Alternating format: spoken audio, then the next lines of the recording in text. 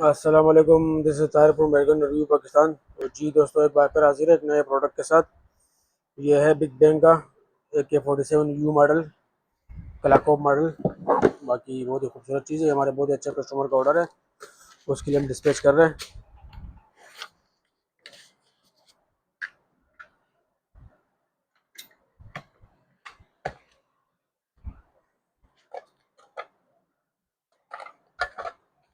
ये फोल्डिंग बड के साथ आता है,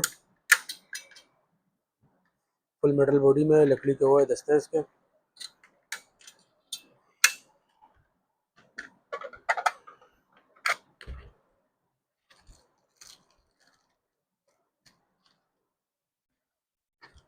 ये भी इसमें CO2 सिलेंडर डालते हैं और चला के दिखाते हैं और फिर रवाना करते हैं इसको।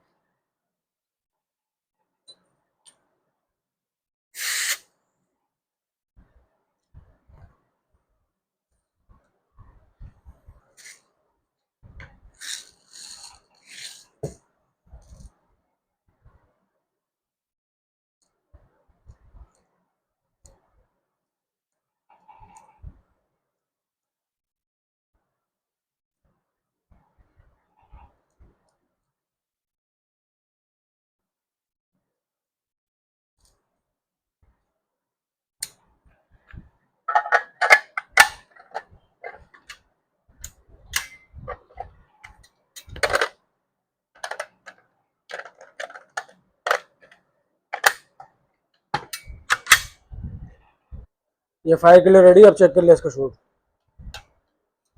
सेफ्टी पे था।